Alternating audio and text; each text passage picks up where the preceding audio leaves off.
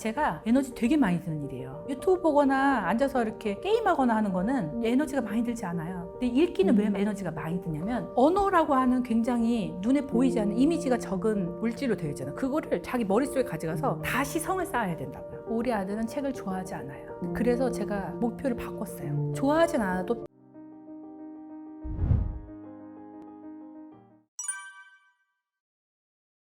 첫 번째, 읽었는데 무슨 말인지 모르는데 그거를 들기 싫어서 책 싫다고 할 수 있어요. 특히 남학생들은 에이 재미없어 하고 던질 때 진짜 재미없는 경우가 있는가 하면 무슨 말인지 하나도 모르겠는데 내가 좀 자존심 상하는데 라고 했을 때도 그냥 휙 던져버리는 경우가 있거든요. 그런 경우가 있을 것 같고, 글 자체 어려워하는 거는 당연해요. 그 에너지가 굉장히 많이 드는 일이에요. 읽기 자체가 에너지 되게 많이 드는 일이에요. 유튜브 보거나 앉아서 이렇게 게임하거나 하는 거는 에너지가 많이 들지 않아요. 근데 읽기는 왜 에너지가 많이 드냐면 언어라고 하는 굉장히 눈에 보이지 않는 이미지가 적은 물질로 되어 있잖아요. 그거를 자기 머릿속에 가져가서 다시 성을 쌓아야 된다고요. 재료가 별로 그렇게 좋지 않은데 그 재료를 가져다가 머릿속에다가 구조물을 자기가 재건축을 해야 된단 말이죠. 그냥 와서 경치 예쁘네, 멋있네 이렇게 즐기는 게 쉽지, 벽돌을 가져다가 네가 네 성을 재건축을 해라. 그럼 땀이 뻘뻘 날 거 아니에요. 훨씬 더 에너지가 많이 드는 거죠. 애들은 감각적으로 본능적으로 아는 거예요. 이거 힘든 일이다. 힘든 일이니까 안 하려고 하는 거죠. 근데 그 힘든 걸 안 하면 안 되는 거예요. 왜? 피디님 인생 사니까 힘들지 않으세요? 하루도 쉽지 않잖아요. 힘든 걸 해봐야 돼요. 견디는 그 자기의 그 내구성을 높여야 돼요. 그래서 특히 저희 아들이 좀 힘들게 살 것 같거든요. 친구들, 남학생들 사이에서도 막 험한 말도 많이 들을 것 같고, 그래서 버티기도 해야 될 것 같고, 군대도 가야 될 것 같고, 살면서 돈 버는 거 얼마나 힘듭니까? 근데 얘는 돈 반드시 벌어야 되는 사람이 되어야 하고, 그래서 힘든 거 버텨보고 네가 네 스스로 네 세계 만들어 보라고 저는 책 계속 힘들어도 얘가 막 뱉어내도 토해내도 집어 던져도 저는 갖다 주고 같이 읽자. 힘든 길을 처음엔 엄마랑 같이 가자. 나중에 너 혼자 가야 돼. 이렇게 하고 있는 거거든요. 그리고 저는 요즘 강의를 다니다 보면 제대로 읽어보고 싶어요. 잘 읽고 싶어요. 라고 하는 40, 50대를 너무 많이 만나요. 40, 50대는 뭐 유튜브 볼 줄 몰라서, 40, 50대는 뭐 영상물 볼 줄 몰라서, 릴스 재밌는 거 몰라서 그런 얘기를 하시는 게 아니거든요. 책에서 진리를 찾으면서 자기 마음속을 들여다보고 싶다는 거예요. 자기가 진지하게 인생의 의미를 파악하고 싶다는 거예요. 근데 그게 영상에선 잘 안 나오더라. 그러니까 나는 각계전투로 그냥 1대1 싸움으로 책하고 한번 씨름을 해서 그 안에서 찾아보겠다. 그러고 싶어서 잘 읽고 싶다. 이런 말씀하시는 분들이 너무너무 많아요. 근데 우리 어린이, 청소년 다 자라면 어른 될 거 아니에요. 어른이 되면 뭐가 슬픈지 아세요? 선생님이 없어요. 제가 대학생들한테 그래요. 내가 너희들의 마지막 선생님이야. 여기가 니네가 책을 읽을 수 있는 마지막 시간이야. 너네 직장 가면 너네 가르치는 사수는 있어도 선생님은 없어. 네가 선생님을 만나려면 많은 비용을 지불을 해야 돼. 그리고 너가 애써 시간을 빼야 돼. 그러니까 공부할 수 있을 때 공부하고, 책 읽을 수 있을 때 읽고, 지금이 독서로서는 마지막이야. 나중에 노인대학 가서 읽을 거야. 중간에는 독서가 빌 거야. 이렇게 얘기를 하거든요. 우리 애들도 커서 중장년이 될 거 아니에요. 근데 선생님이 없는데 선생님 만나고 싶을 거 아니에요. 책 속에 선생님이 있다니까요. 독서는 가장 좋은 선생님을 만나는 방법이야 라고 책에 나와 있어요. 제가 한 말이 아니에요. 저는 제가 배웠던 모든 선생님들이 다 좋진 않았거든요. 근데 내가 정말 좋은 선생님을 책으로는 고를 수 있잖아요. 나 저분한테 배우고 싶어. 그러면 책을 사서 그분한테 배우는 거예요. 배우는 기쁨이 얼마나 크게요. 우리 아들은 책을 좋아하지 않아요. 책을 영영 좋아하진 않을 것 같아요. 그래서 제가 목표를 바꿨어요. 책에 답이 있다는 걸 알게는 하자. 그래서 좋아하진 않아도 필요하면 책을 뒤적거려서 거기서 뭔가를 찾아내게 하자. 그리고 책을 우선 집에 좀 비치를 해두는 거 중요한 것 같아요. 집에 주변에 돌아보면 책이 좀 있는 거. 제가 바빠서 열흘 동안 일을 하느라고 애한테 날마다 읽어줄 수 없어요. 걔가 읽을 때 조용히 해요. 걔가 책 읽을 때 옆에서 조용히 있어요. 조용히. 저는 요즘 코바느질 하거든요. 코바느질 아들 숙제예요. 수행평가예요. 그래서 코바느질 옆에서 하고 있거나, 한석봉의 어머니가 가장 현명한 분이었죠. 나는 떡을 썰 테니 너는 글씨를 써라. 그래서 엄마는 코바느질을 할 테니, 설거지를 할 테니 너는 책을 읽어라. 책 읽는 시간을 확보해 주는 게 정말 중요해요. 요즘 초등학생, 중학생 정말 바빠요. 너무너무 바빠요. 학교도 늦게 끝나죠. 중학교 가면 학교 늦게 끝나거든요. 해야 할 일이 과목마다 막 학원도 많고 뭐 많잖아요. 그래서 시간을 확보해 주는 거. 독서는 내 시간을 투자할 만한 일이야 라는 거를 가스라이팅 하고 있어요. 지금 주입시키고 있어요. 편견으로. 이건 편견이 아니라 이거는 반드시 가져가야 될 전제야 라고 학습시키고 있어요. 핸드폰 없앴어요. 핸드폰이 없어요. 핸드폰이 없어요.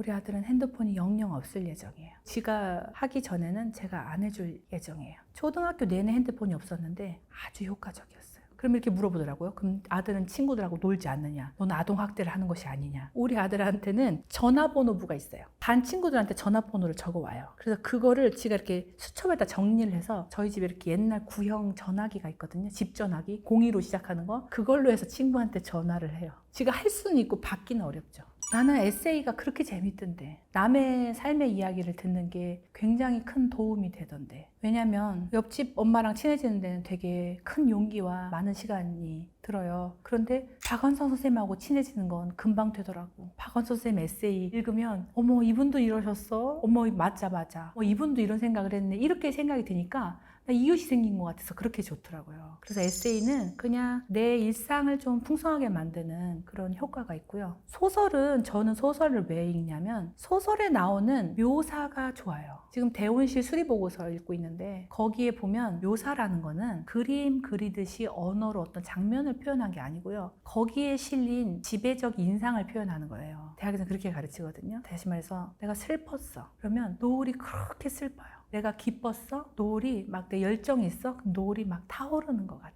내 마음이 세상의 투사가 되는 거예요. 내 마음의 결로 세상을 읽는 거거든요. 거기에는 외로운 아이가 꿈을 보는 어떤 장면도 나오고 아름다운 사람, 아름다운 미학적인 눈을 가진 사람이 버드나무라든지 시냇물을 보는 장면도 나오고 섬이라든지 어떤 저녁의 정취를 묘사하는 장면도 나오고 그게 꼭 내가 거기서 다시 사는 것 같아요. 어떤 느낌이 드냐면요. 문학의 효용을 딱 한마디로 말하자면요. 도망가자예요. 그 선우 누구 있죠? 선우정아 씨 도망가자. 내 플레이리스트 1번이거든요. 도망가는 건 너무너무 좋은 거예요. 손자병법에서도 가장 좋은 방책, 계책이 도망가는 거. 도망가는 건 영영 패배하는 게 아니고 여기가 아닌 거기를 사는 거예요. 그래서 소설을 읽을 때 특히 그래요. 여기가 아닌 거기를 살 수 있어요. 현실의 남인에는 찌질하고 괴롭고 화가 났고 피곤에 찌들어 있지만 거기에 가면 전혀 다른 평행우주를 경험할 수 있다고요. 여기가 아닌 거기를 살게 하는 게 소설이고 이 마음이 아닌 저 마음을 경험하게 하는 게 시예요. 그래서 저는 심정적으로 도망가고 싶을 땐 시를 읽고 상황적으로 도망가고 싶을 때는 소설을 읽어요. 잠시 잠깐 밖에 나가서 차 한잔 하고 오자 라는 심정인 거예요. 갔다 오면 내가 공기청정기를 거쳐온 공기처럼 조금 달라져 있어요.